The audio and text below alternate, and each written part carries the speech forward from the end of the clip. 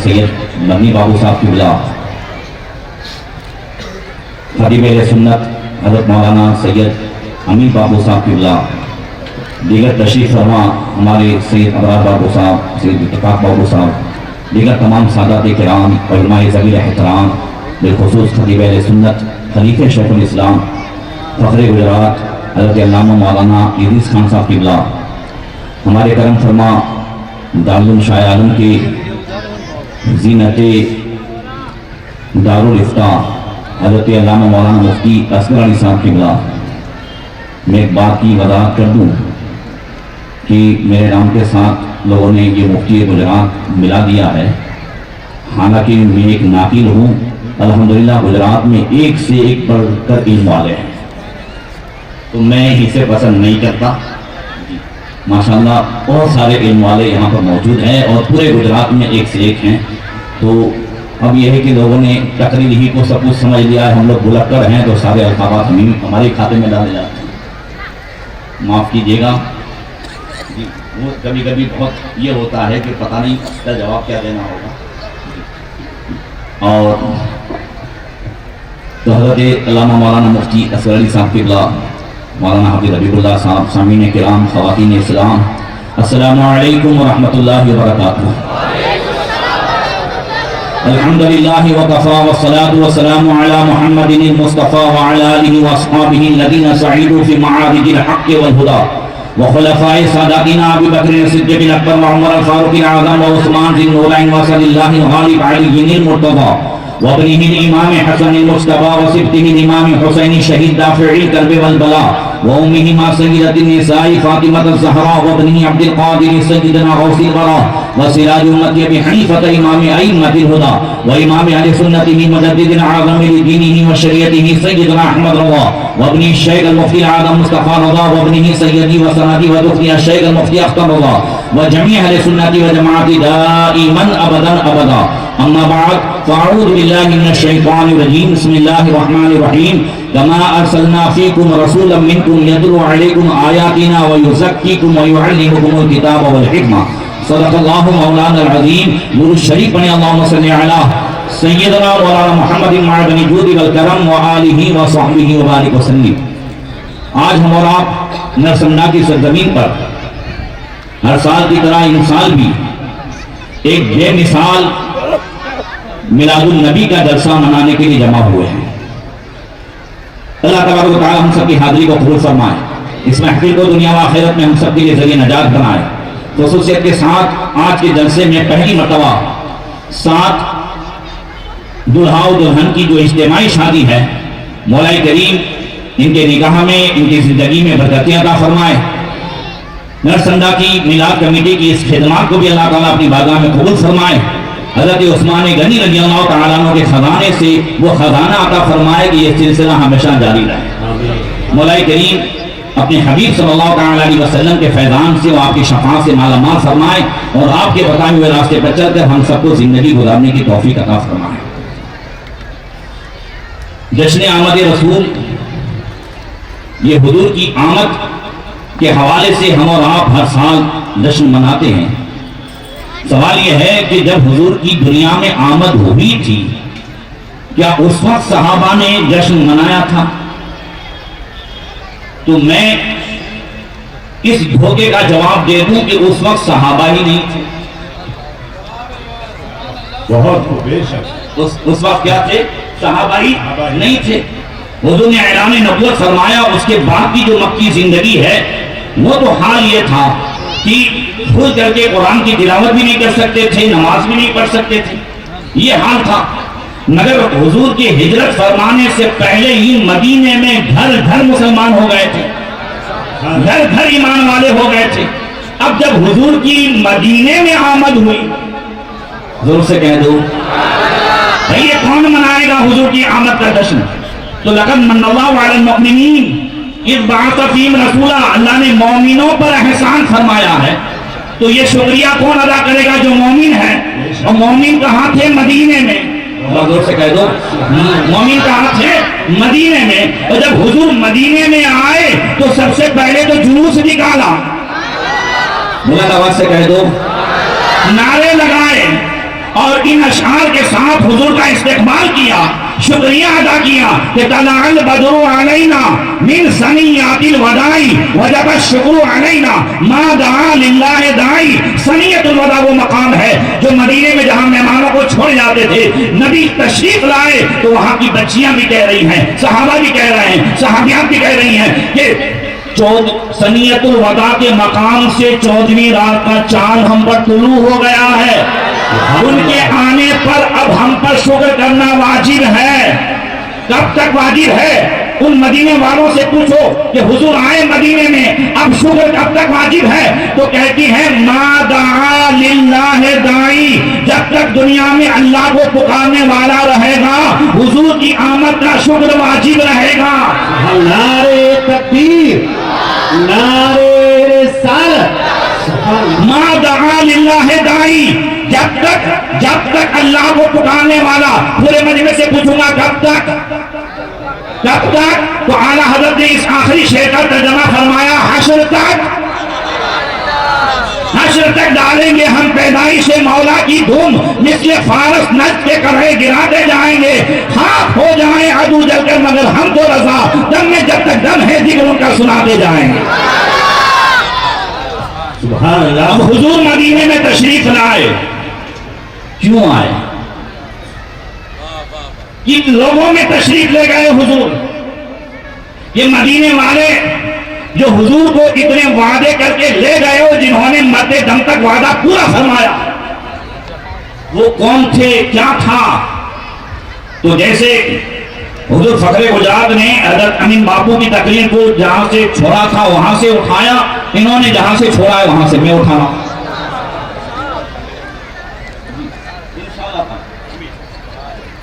منزل پر تو پہنچانا ہی ہے،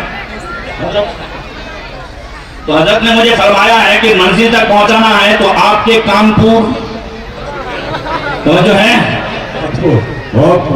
ابھی یہاں بھی کانپور کھلا رکھیں اور جمعہ میں بھی کانپور کھلا رکھیں، اگر یہ کانپور کھلے ہیں تو انشاءاللہ زندگی میں انقلاب پیدا ہوگا۔ تو جو ہے نا، تو کن میں رسول تشریف لے گئے، وہ کیا تھے مدینے والے، اور حضور کیوں تشریف لے گیا، نبی کے آنے کا مقصد کیا ہے؟ یہ وہ تھے مدینے والے جو اوس و خزرج کہلاتے تھے، دو قبیلے جو مشرکوں کے قبیلے تھے، جو آپس میں اتنا لڑتے تھے کہ ان میں کا ایک قبیلے کا ایک آدمی دوسرے قبیلے کو، خزرجی قبیلے کو کسی کو مارتے تو اوس والے جب تک 10 کو نہیں مارتے تھے سکون سے نہیں بیٹھتے تھے، صدیوں سے لڑتے تھے، جس کو اللہ تعالیٰ نے قرآن کے 4 پارے میں فرمایا وَاذْكُرُوا نِعْمَتَ اللَّهِ عَلَيْكُمْ إِذْ كُنْتُمْ أَعْدَاءً، اللہ کا احسان اپنے اوپر یاد کرو اے انصاری صحابہ، جب تم پہلے آپس میں دشمن تھے، کیا تھے آپس میں؟ وَاذْكُرُوا نِعْمَتَ اللَّهِ عَلَيْكُمْ إِذْ كُنْتُمْ أَعْدَاءً، یہ اس وقت ہوا کہ یہ ایسے دشمن تھے آپس میں کہ ایک دوسرے لڑ کے ان کی طاقت ختم ہو گئی تھی۔ جنگ بعاث حضور کے تشریف لانے سے پہلے قریب ہی میں وہ جنگ ہوئی تھی ان دونوں کے درمیان کہ بڑے بڑے سردار مارے گئے تھے، اب یہ کمزور ہو چکے تھے، مگر حضور نے ان کو ایسا شیر و شکر بنا دیا، بلند آواز سے فَأَصْبَحْتُمْ بِنِعْمَتِهِ إِخْوَانًا، اللہ فرماتا ہے تم تو آپس میں دشمن تھے، میرے نبی نے تم کو بھائی بھائی بنا دیا۔ اب ایسے آپس میں بھائی ہو گئے کہ یہ تو آپس میں بھائی ہو گئے، مگر مکہ سے جو گھر بار چھوڑ کر کے آئے تھے ان کو بھی ایسا بھائی بنا لیا، بلند آواز سے کہہ دو۔ نبی نے فرمایا ایک انصاری ایک مہاجر دونوں بھائی، یہ انصاری مہاجر دونوں بھائی، یہ مکے والے جو گھر چھوڑ کے آئے ہیں، جو کاروبار چھوڑ کے آئے ہیں، جو وطن چھوڑ کر کے آئے ہیں، جو اپنی ساری جائیداد چھوڑ کر کے آئے ہیں، اب مدینے میں ان کا کوئی نہیں ہے، تو ایک انصاری صحابی اور ایک مہاجر صحابی، اب جو جن کو بھائی بنایا ہے انہوں نے اپنے بھائی کو کیسے گلے لگایا ہے، ان کا سگا بھائی نہیں ہے، ان کا بلڈ ریلیشن نہیں ہے، مگر اب ایمان کا جو ریلیشن ہے، بلند آواز سے کہہ دو ایمان کا جو ریلیشن ہے قسم خدا کی اس سے انہوں نے ہمیں ایسا سبق دیا. حضرت عبد الرحمن بن عوف مکے سے آئے تو اللہ کے رسول نے سعد ابن ربی انصاری صحابی کا دونوں کو جو ہے بھائی بنایا. اے سعد تم عبد الرحمن کے بھائی ہو, عبد الرحمن تم سعد کے بھائی ہو. حضرت سعد بن ربی عبد الرحمن بن عوف کو گھر لے گئے. کہا دیکھو میں مدینے میں بہت زیادہ مالدار ہوں, اب سارے مال کے مالک آپ, آدھا مجھے دو آدھا خود رکھ لو.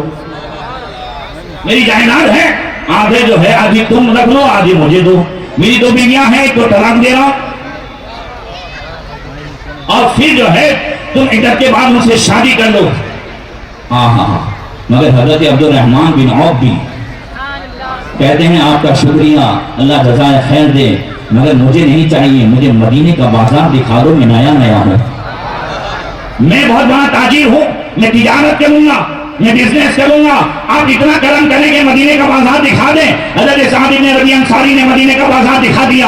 اب وہ گئے, انہوں نے کاروبار کیا, ایسا کاروبار, اتنی ترقی ہوئی کہ حضور کی بارگاہ میں آئے. کچھ ہلدی کے آثار تھے, جیسے ان میں بھی ہوں گے, تو ہلدی کے آثار تھے.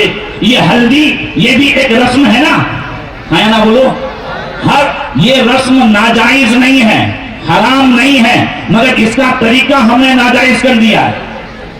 ہلدی کا مقصد یہ ہے کہ دلہا دلہن کے جسم کو نکھارا جائے, چستی آ جائے, پھرتی آ جائے, بس اس سے زیادہ نہیں. اس کی بہنیں لگا دیں, دولہے کو اس کے دوست لگا دیں.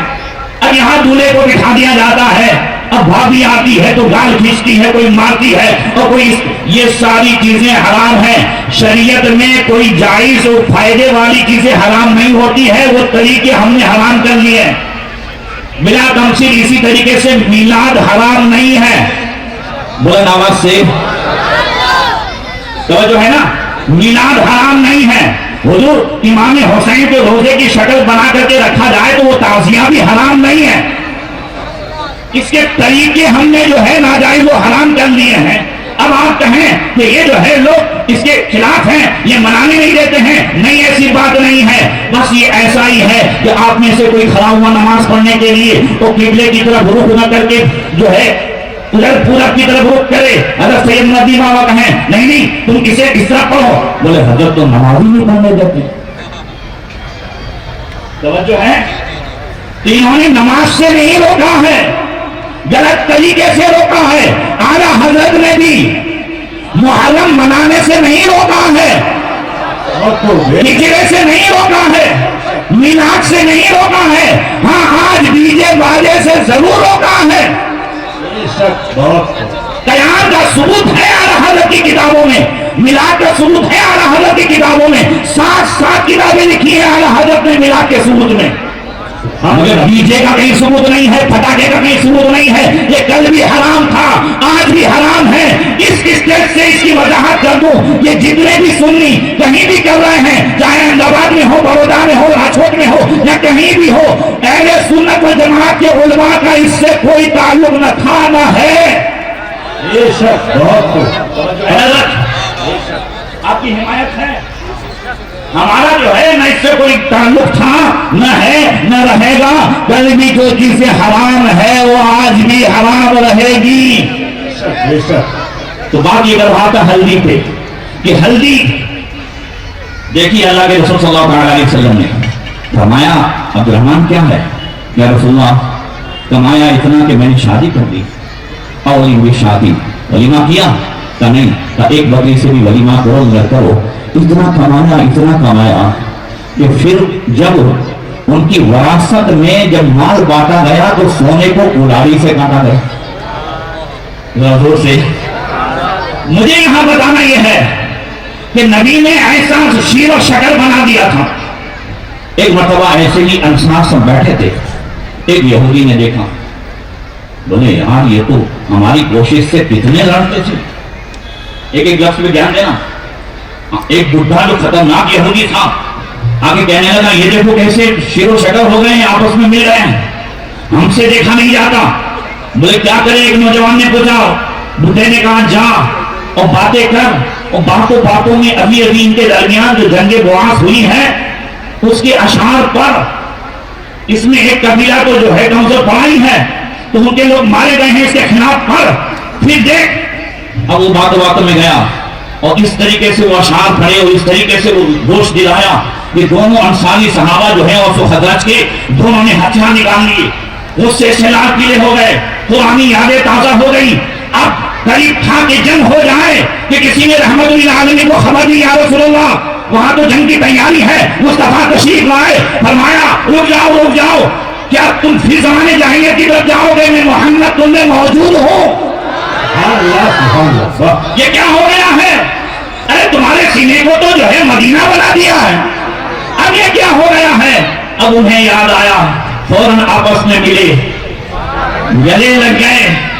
اللہ تعالیٰ نے قرآن پاک میں آیت نازل فرمائی، وَاعْتَصِمُوا بِحَبْلِ اللَّهِ جَمِيعًا وَلَا تَفَرَّقُوا، اللہ کی رسی کو مضبوطی سے پکڑ لو اور الگ الگ نہ ہو، جدا جدا نہ ہو۔ وَاذْكُرُوا نِعْمَتَ اللَّهِ عَلَيْكُمْ إِذْ كُنتُمْ أَعْدَاءً، اللہ کا احسان اپنے اوپر یاد رکھو جب کہ تم دشمن تھے، فَأَلَّفَ بَيْنَ قُلُوبِكُمْ فَأَصْبَحْتُمْ بِنِعْمَتِهِ إِخْوَانًا، اللہ نے تمہارے دل میں محبت ڈال دی اور تم جو ہے بھائی بھائی ہو گئے۔ تو نبی کے آنے کا ایک مقصد ہے وَيُزَكِّيكُمْ، غور سے فرمائے کما ارسلنا فیکم رسولا منکم یتلو علیکم آیاتنا ویزکیکم، جیسا کہ تم میں رسول بھیجا تمہیں میں سے جو تم پر ہماری قرآن کی آیتیں تلاوت فرماتے ہیں اور صرف تمہیں پڑھاتے ہی نہیں ہیں یا پڑھا کے چھوڑ نہیں دیتے ہیں، ویزکیکم تمہارا ظاہر بھی پاک فرماتے ہیں، باطن بھی پاک فرماتے ہیں۔ حضور نے ہمارے جسموں کو پاک فرمایا، ہمارے بدن کو پاک فرمایا، وضو کا طریقہ بتایا، غسل کا طریقہ بتایا، کپڑے کیسے پاک کریں وہ بتایا، اور اسی کے ساتھ ساتھ دل کیسے پاک رکھیں وہ بھی بتایا۔ ذرا زور سے کہہ دو، اور کس طریقے سے بتایا؟ ایک دن نبی نے ارشاد فرمایا، دَبَّ إِلَيْكُمْ دَاءً قَبْلَكُمْ، دیکھیے جس طریقے سے جسم بیمار ہوتا ہے ویسے دل بھی بیمار ہوتا ہے۔ کیا ہوتا ہے؟ دل بھی بیمار۔ دل کی بیماری کیا ہے؟ یہ حسد دل کی بیماری ہے، بغض و عداوت دل کی بیماری ہے، تکبر غرور دل کی بیماری ہے، حرص و ہوس لالچ دل کی بیماری ہے۔ یہ ساری بیماریاں جو ہے وہ دل کی بیماری ہے۔ تو اللہ کے رسول نے فرمایا دَبَّ إِلَيْكُمْ دَاءً قَبْلَكُمْ الحسد والبغض، نبی نے فرمایا تم میں بھی اگلوں کی بیماری آ گئی ہے، اگلی امت کی بیماری جس کی وجہ سے یہ امت ٹکڑے ٹکڑے ہوئی، تمہارے اندر بھی دو بیماریاں آ گئی، یہ حسد اور بغض دشمنی۔ فرمایا سن لو، وہی الحالقۃ حالقۃ الدین لا حالقۃ الشر، یہ جو بیماری ہے حسد اور بغض یہ مونڈنے والی ہے، مونڈنے والی۔ پھر فرمایا یہ بیماری بالوں کو نہیں مونڈتی ہے، تمہارے دین کو مونڈ دے گی۔ کس کو مونڈے گی؟ دین کو، تمہارے دین کو مونڈے گی، تمہارے مذہب کو مونڈے گی۔ پھر آقا نے فرمایا وحق نفس محمد بیدی لا تدخلوا الجنة حتى تؤمنوا ولا تؤمنوا حتى تحابوا اولا انبئكم بشيء اذا فعلتم تحاببتم افشوا السلام بينكم۔ نبی نے فرمایا قسم اس ذات کی جس کے قبضے قدرت میں محمد صلی اللہ علیہ وسلم کی جان ہے، فرمایا تم اس وقت تک جنت میں داخل نہیں ہو سکتے جب تک کہ ایمان نہ لے آؤ۔ بلند آواز سے، اس وقت تک مومن نہیں ہو سکتے جب تک کہ آپس میں محبت نہ کرو، اور اس وقت تک تم محبت کرو گے اگر تم چاہتے ہو کہ آپس میں محبت کرو تو نبی نے فرمایا کیا ایسا کام نہ بتاؤ جس کے کرنے سے تم آپس میں محبت کرنے لگو؟ چاہیے آپ کو وہ کام؟ تو فرماتے ہیں افشوا السلام بینکم، آپس میں ایک دوسرے کے سلام کرو، تم آپس میں محبت کرنے والے ہو جاؤ گے، محبت کرنے والے ہو جاؤ گے تو ایمان والے ہو جاؤ گے، ایمان والے ہو جاؤ گے تو جنت والے ہو جاؤ گے۔ اب آج تو حال یہ ہے کوئی ایسا مرد جس نے اپنی بیوی کو سلام کیا ہو؟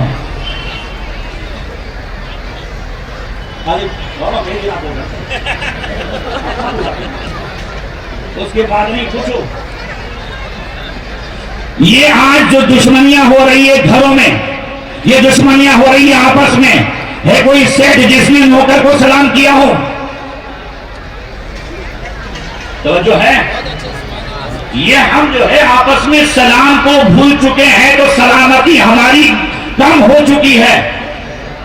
گھر میں بھی سلام نہیں، گھر میں جاتے وقت بسم اللہ بھی نہیں. بولتے ہو بسم اللہ؟ نہیں نا. اگر گھر میں جاتے وقت بسم اللہ پڑھ لو، یاد رکھو آج کا جو دور ہے بڑا خطرناک دور ہے.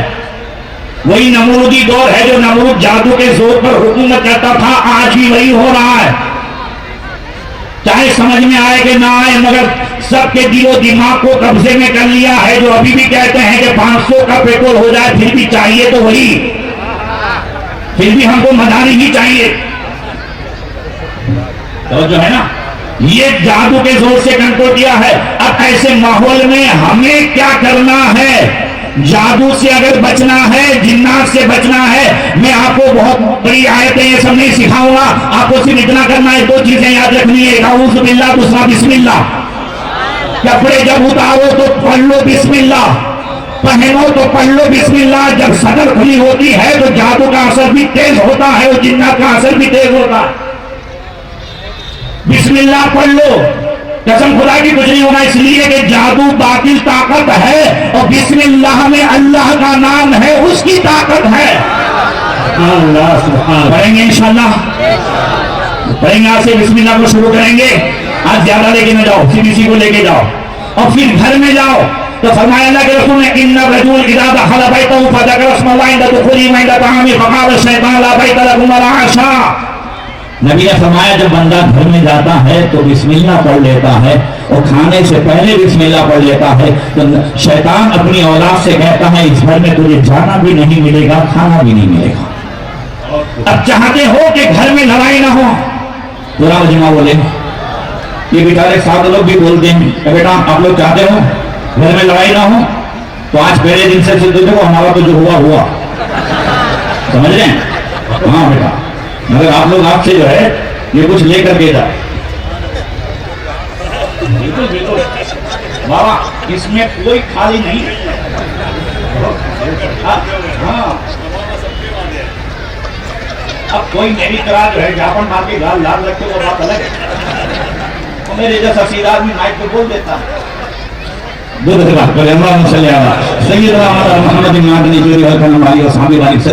تو چاہتے ہو کہ گھر میں جھگڑا نہ ہو تو اس کے لیے ایک ہی علاج ہے کہ جب بھی گھر میں جائیں تو بسم اللہ پڑھ کے جائیں.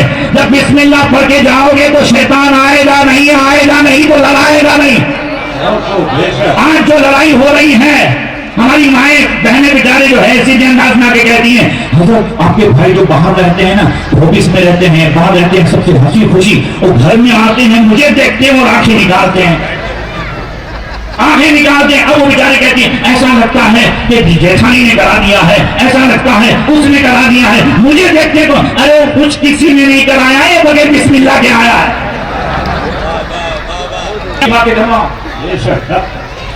اگر گھر میں یاد رکھیں یہ نبی نے اتحاد سکھایا ہے. اگر گھر میں اتحاد چاہتے ہو تو بسم اللہ پڑھ کے جاؤ. بلند آواز سے کہو، اور بلند آواز سے. اور پھر اور بھی نبی نے اتحاد سکھایا. کون سا اتحاد سکھایا؟ فرمایا اور بھی گھر میں اگر سکون سے رہنا چاہتے ہو تو مردوں سے فرمایا کہ جس کمپنی سے لائے ہو اس کمپنی کی حقیقت دیکھ لو، وہ کمپنی کے تعلق سے جو اصول ہے وہ جان لو. جس کمپنی کی جو ہے وہ لائے ہو وہ کمپنی کا اصول یہ ہے کہ فرمایا ان المرأة خلقت من ضلع من اضلاع الایسر. کمپنی نے پہلے سے فولٹ بتا دیا. کیا فولٹ بتایا؟ نبی نے فرمایا عورت مرد کے لیفٹ سائڈ کی ٹیڑھی پسلیوں میں سے ایک پسلی سے بنائی گئی ہے. ٹیڑھی پسلی سے لن تستقیمہ علی کل حال، تو کسی بھی صورت میں اس کو سیدھی نہیں کر سکتا. صحیح ہے، یہ کمنی فولٹ ہے، برابر ہے. اب بتا دیا جس گاڑی کے تعلق سے بتایا ہو گاڑی بہت اچھی ہے، بس کس کو نہیں چھونا ہے. چلے گی برسوں چلے گی، اس کو مت چھونا. تو ہم اسے چھوئیں گے نہیں نا. تو نبی نے فرمایا عورت بھی تیری پسلی سے بنائی گئی ہے. کس کی؟ مرد کی. ذرا بلند آواز سے، کس کی پسلی؟ کس کی پسلی؟ مرد کی. تو مرد کی پسلی سے نا، تو میں یہ نہ کہہ سکتا ہوں کہ تیری پسلی سے بنائی گئی ہے مگر کس کی؟ تیری. تیری ہے مگر تیری ہے. تیری ہے مگر تیری ہے. تو اگر میرا کوئی عضو ٹیڑھا ہو جائے تو میں سے کاٹوں گا، ہے نا؟ بولو او طلاق دینے والوں، او بات بات میں جھگڑا کرنے والوں، بہت سے سنو. میرا کوئی عضو ٹیڑھا ہو جائے تو کیا میں سے کاٹوں گا؟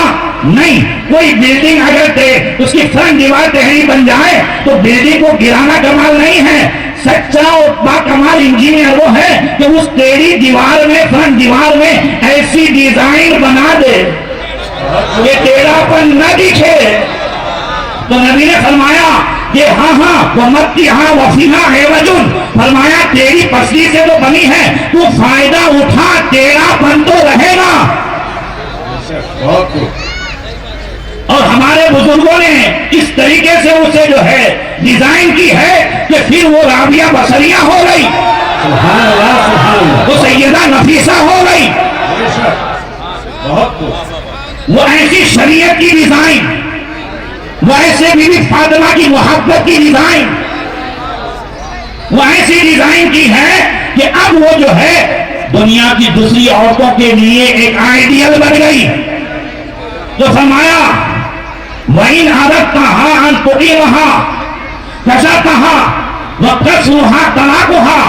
فرمایا کبھی بھی تو سیدھی نہیں کر سکتا، اور اگر تو چاہے کہ نہیں وَإِنْ أَرَدْتَهَا أَن تُقِيمَهَا، نہیں میں تو مفتی ہوں، میں تو انجینئر ہوں، میں تو حضرت ہوں، میں تو پیر صاحب ہوں، میں تو فلاں صاحب ہوں، میں جو ہے سیدھی کر لوں گا تو یہاں کوئی ڈگری کام کی نہیں ہے.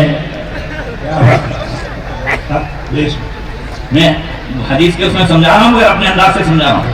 یہاں یہی ہے. نبی نے فرمایا اگر تو چاہے گا کہ سیدھی کر لے، نہیں کر سکے گا تو توڑ دے گا، وہ توڑنا طلاق ہے. اب یہاں فائدہ اٹھا، اور میں ماں بہنوں سے بھی کہوں گا کہ تالی ایک ہاتھ سے نہیں بچتی ہے. جب دونوں میں سے کوئی غصے ہو تو اللہ کے رسول صلی اللہ علیہ وسلم نے گھر میں اتحاد کا ایک دوسرا طریقہ بتایا. فرمایا معاذ بن جبل سے اللہ اخبرک بملاک ذالک کلی، اے معاذ کیا میں تمہیں ساری چیزوں کی جھلک نہ بتاؤں؟ اچھی ہاں یا نبی اللہ بتائیے کیا ساری چیزوں کی جھل ہے. فاخذ بلسانی فقال کف علیک، نبی نے اپنی زبان کو پکڑ کے فرمایا اس کو کنٹرول میں رکھو. اگر میاں بیوی کا جھگڑا ہو رہا ہے، اگر مرد غصے میں ہے تو عورت کو چاہیے کہ اس کو کنٹرول میں رکھے. صحیح ہے. اب اس کے سامنے اگر عورتیں یہ کہتی ہیں نانا تو دے دے، تیرے باپ نے دیوارے کو دے دے، نہ تو طلاق کر دے گا نہ دے دے. اب اس نے دے دی، اس نے دے دی. اب یہ ہم ڈھونڈنے گئے ایسے ڈاکٹر کو کہ سامنے والے نے ایک دشمن نے دوسرے سے کہا ہاں مارنے تو گولی مارنے، اس نے 3 مار دی تھی، وہ مر گیا. آنکھ بھی دیکھتی ہے مر گیا، دنیا بھی کہتی ہے مر گیا. پھر بھی ہم ایسے ڈاکٹر کو ڈھونڈتے ہیں جو کہے کہ نہیں مرا ہے.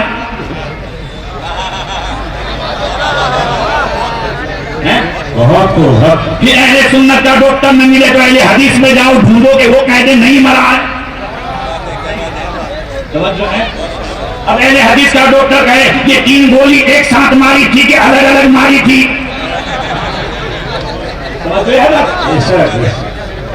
3 گولی ایک ساتھ ماری تھی یا الگ الگ ماری تھی؟ بولے نہیں 3 گولی ایک ساتھ ماری تھی. بولے نہیں تو نہیں مرا ہے، الگ الگ مارنی چاہیے. یہ کون سی بیوقوفی ہے؟ یہ حدیث ہو گئے حدیث ہو.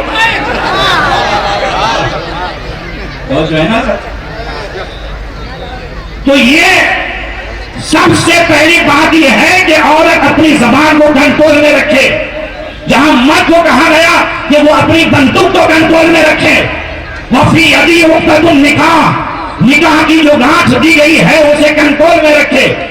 تو ایسے ہی عورت سے کہا گیا کہ وہ بھی اپنی زبان کو کنٹرول میں رکھے.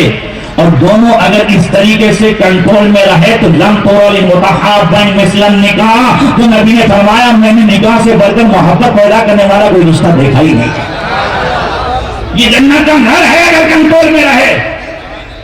اور فکف علیک فرما کر نبی نے فرمایا اگر ہر ایک کو کنٹرول میں رکھنا ہے، ساس سے بھی کہا، بہو سے بھی کہا، سب سے کہا کہ اگر ہر ایک کو کنٹرول میں رکھنا ہے تو ایک ہی چیز ہے، اس کو کنٹرول میں رکھیں۔ کوئی الگ تعویذ کروانے کی ضرورت نہیں۔ اگر زبان کو کنٹرول میں رکھا ہے تو قسم خدا کی بہو بھی کنٹرول میں ہو جائے، بہو کو سمجھنا چاہیے کہ ساس بھی کنٹرول میں ہو جائے۔ حضرت ابراہیم بابو رحمۃ اللہ تعالیٰ علیہ بزرگ سید صاحب علی بابو قبلہ کے بڑے والد صاحب سیدھے سادے بزرگ تھے، تو ان کے پاس ایک ہماری مہمان عورت گئی، جا کے کہنے لگی حضرت یہ بہو کنٹرول میں نہ ہے، یہ بہو کنٹرول میں نہیں ہے، بہت بولتی ہے، بہت بولتی ہے، بہت بولتی ہے۔ آپ نے فرمایا ایک تعویذ دیتا ہوں، زبان کے نیچے آنکھ دن کے بعد آئی بابو بہت فائدہ تھی ہو، میں نے کہ بول نہیں جنا، اب کچھ بولتی نہیں ہے، کچھ بولتی نہیں ہے۔ سید صاحب کہتے ہیں میں نے ابا سے پوچھا ابا کیا لکھا تھا، وہ کچھ نہیں لکھا تھا، کاغذ موڑ کے دے دیا، مجھے پتا تھا ایک کی زبان بند ہوگی تو دوسرے کی خود بخود بند ہو جائے گی۔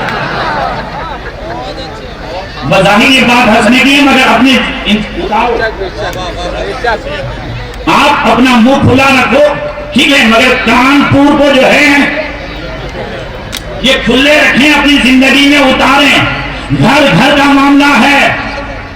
حضرت کل تو ایک کیس ایسا آیا تھا کہ میرے رونگٹے کھڑے ہو گئے، بولے میں نے غصے میں پتہ نہیں برسوں پہلے جو ہے طلاق دے دی، برسوں پہلے، پھر ہمارے ابا کسی کا انتقال ہوا، مجھے یاد نہیں رہا دونوں میں سے کسی کا کہا، پھر وہ بولے گاؤں میں ہی تھی، میری بیوی آ گئی، اب وہ رہنے لگی، پھر میں نے جو ہے میاں بیوی کا سبند باندھ لیا۔ حضرت ابھی ابھی میرا جوان بیٹا انتقال کر گیا 24 سال کا، جس کی جو ہے شادی تھی، اب مجھے خیال آیا کہ میں نے غلط کیا،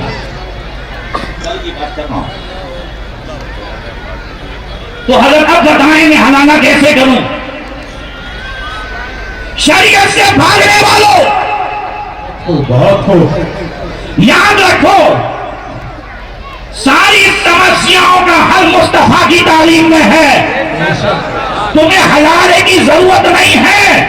اگر اے مردو تم قرآن کو سمجھو اور طلاق کو اس انداز سے دو جو نبی نے بتایا ہے، اس انداز سے دو تو تمہیں ہلانے کی ضرورت نہیں ہے۔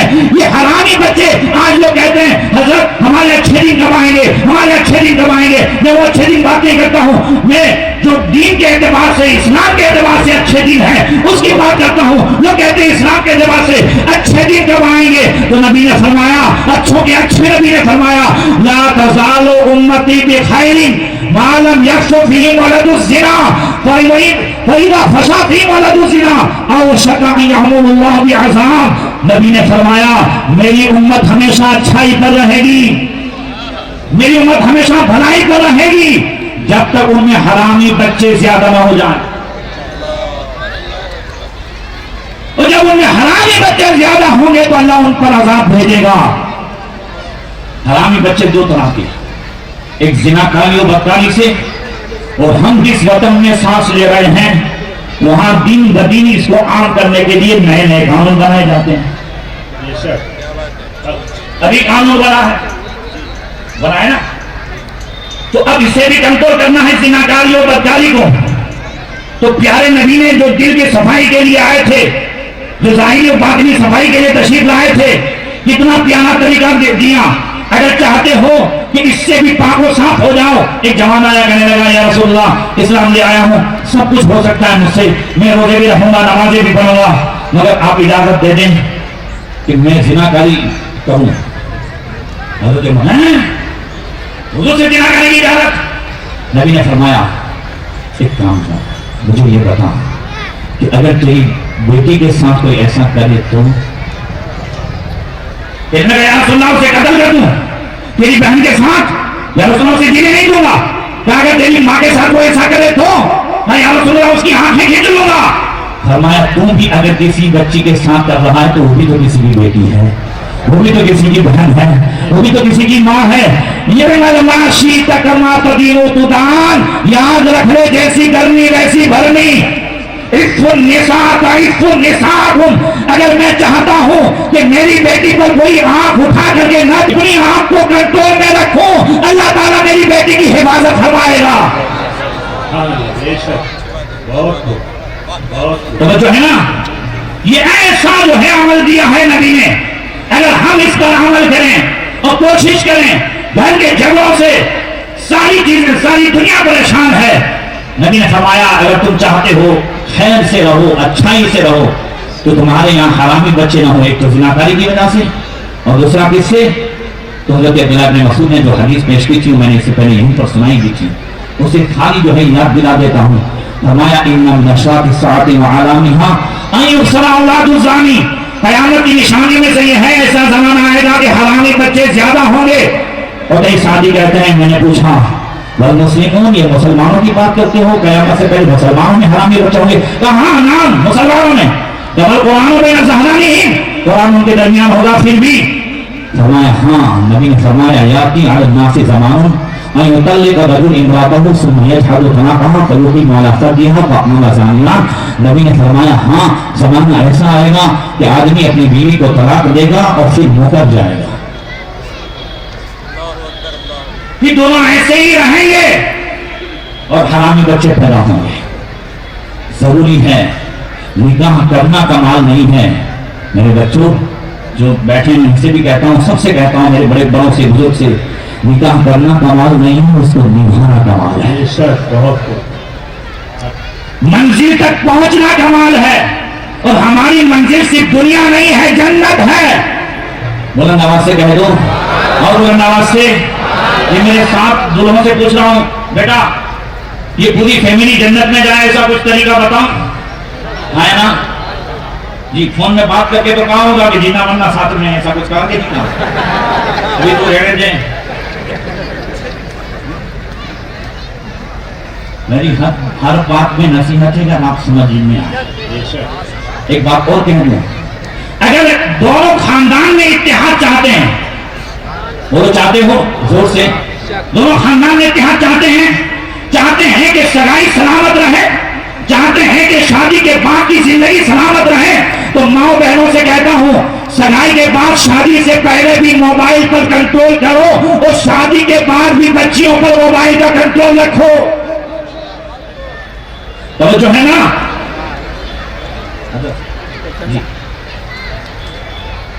بات سمجھ میں آ رہی ہے؟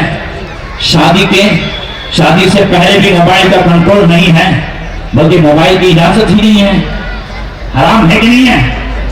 میں ایک بات اور بتا دوں، حضرت شیخ صاحب کا جو ہے مسئلہ لے کر کے، سگائی وعدہ ہے، سودا نہیں ہے. سگائی کیا ہے؟ وعدہ ہے، سودا نہیں ہے. جب تک کسی چیز کا سودا نہ ہو یوز نہیں کر سکتے. ہے کہ نہیں ہے؟ حضرت سے میں نے جو ہے ایک موبائل لینے کا وعدہ کیا، تو میں اسے یوز نہیں کر سکتا، یہ بھی وعدہ ہے. تو ایسے ہی سگائی وعدہ ہے کہ فلاں کے ساتھ فلاں دن میں کبھی بھی فیوچر میں نکاح ہوگا، مگر ابھی اسے استعمال کی اجازت نہیں ہے، بات کرنے کی اجازت نہیں ہے، صرف دیکھنے کی اجازت. جیسے ہم جاتے ہیں تو ہمیں مال کے دیکھنے کی اجازت ہے، ایسے ہی یہاں بھی صرف جو ہے جس کو نکاح کرنا ہے پیغام دیا ہے تو دیکھ لے ایک نظر، مگر ہاتھ پکڑ کر کے یا انگوٹھی پہنانے کی بھی اجازت نہیں. برائی کو پہلے دن سے نہیں روکا جاتا تو وہ برائی فیشن بن جاتی ہے، اس لیے اسے روکنا ضروری ہے. تو اب دیکھیں کہ یہ جو گھر کا اتحاد ہے اس میں ضروری ہے کہ موبائل کو کنٹرول میں رکھا جائے. شادی کے بعد میں نہیں کہنا چاہتا کہ بیٹی اپنی ماں سے بات نہ کرے، یا کنٹرول ماؤں کو کرنا ہے. کہ کس کو کرنا ہے؟ جب سے بولو ماؤں کو. میں نہیں کہنا چاہتا کہ بات نہ کرے، مگر بات جو ہے وہ لمٹ کرے. بات میں یہ ہو بیٹی کیسے ہو، خیریت سے ہو، کھایا پیا، بس. اب جو شکایتوں کا سلسلہ شروع ہوتا، جھگڑا وہاں سے شروع ہوتا. شکایتوں کا جب معاملہ ہوتا ہے، اور یاد رکھیں میں اپنے مردوں سے بھی کہوں گا، ہمارے جو ہے علماء کرام سادات کرام کی دعائیں لے کر کہ بیٹی کو ودا کر دیا ہے تو باپ فری نہیں ہو گیا ہے، باپ کی ذمہ داری ہے۔ سماج میں جھگڑا بڑھنے کی ایک وجہ یہ ہے کہ پھر ہم بے فکر ہو جاتے ہیں اور سارا کنٹرول جو ہے ہوم منسٹر لے لے، اب اس کی ماں لے لے، بچی کی ماں لے لے، نتیجہ یہ ہوتا ہے کہ اتنی سی بات اتنی بڑی ہو جاتی ہے اور پھر سمادھان کا کوئی راستہ نہیں بچتا۔ دیکھو ایک پیاری بات کروں بلند آواز سے، اللہ کے رسول صلی اللہ علیہ وسلم گھر میں تشریف لائے، حضرت فاطمہ زہرا کی، فرمایا اینا ابن عمک، اے فاطمہ تمہارے چچازاد علی کہاں ہیں؟ حضرت فاطمہ کہتی ہیں یا رسول اللہ کانا بینی و بینہ شیء فغاضبنی وخرج ولم یقف عندی، جو میرے کا ٹائم تھا، یا رسول اللہ میرے اور علی کے درمیان تھوڑا سا جھگڑا ہو گیا ہے، علی ناراض ہو کے چلے گئے ہیں، آج میرے پاس دوپہر میں نہیں رہے ہیں، وہ نکل گئے ہیں۔ فقال رسول اللہ صلی اللہ علیہ وسلم لانسان انظر این ہوا، حضور نے ایک صحابی سے فرمایا ذرا معلوم کرو تو علی کہاں ہے؟ فجاء رسول اللہ صلی اللہ علیہ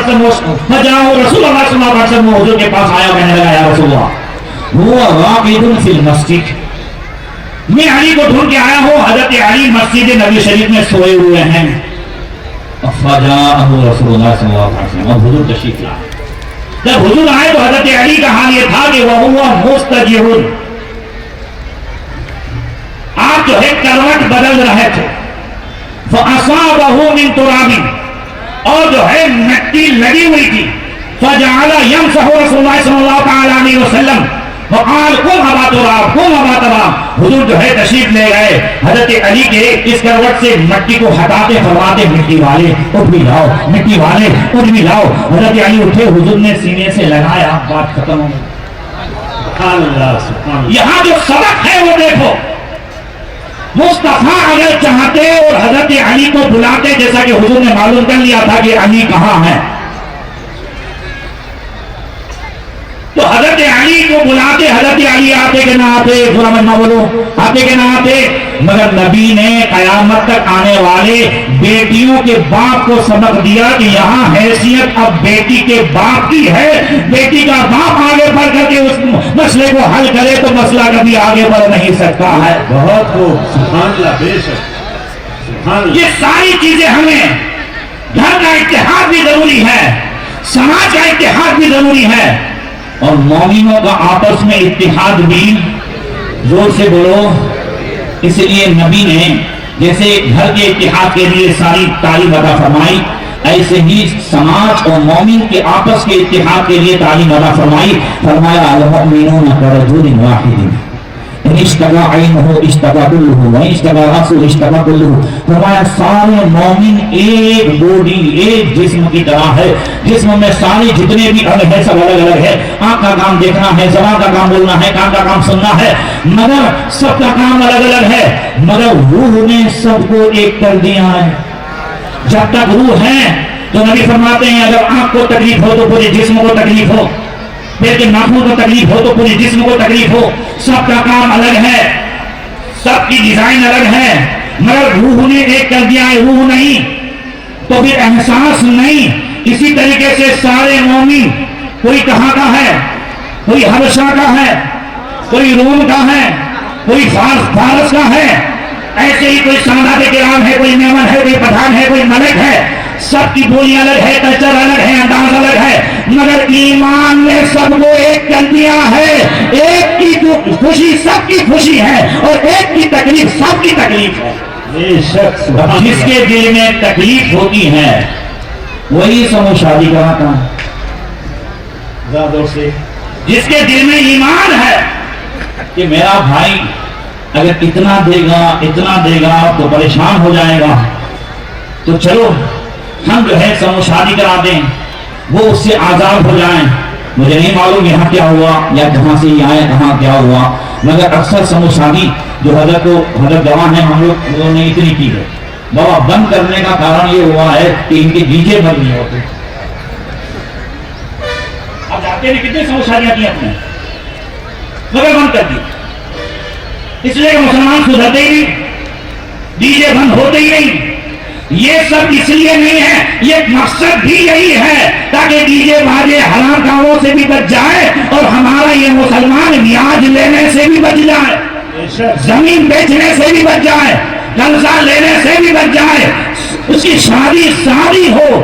اس کے لیے سب لوگوں نے کہاں کہاں سے، کوئی ایک اللہ کی بندی ہے حضرت خاتون جنت کی وہ کنیز، جس نے جس طریقے سے اپنی بیٹی کو سونے کا چین دیا جاتا ہے ویسے 10 گرام کا چین ان 7 دلہنوں کو بھی عطا کیا۔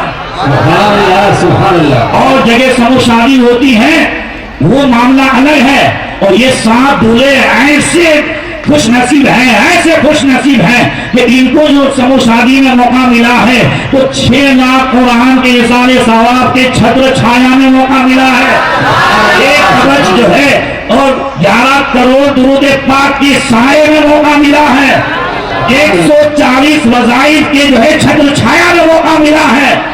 اب اتنے انبیاء خوش، اتنے اولیاء خوش، مدینے والے خوش، اب سب کی دعائیں یہ لے لیں بلند آواز سے تو گھر میں برکتیں ہو گے نہ ہو۔ یہ 7 جو ہے چین، اور خاص کر کے نسندہ کی میلاد ایسی مقبول میلاد ہے، دنیا میں بھی مقبول ہے اور مدینے میں بھی مقبول ہے الحمدللہ۔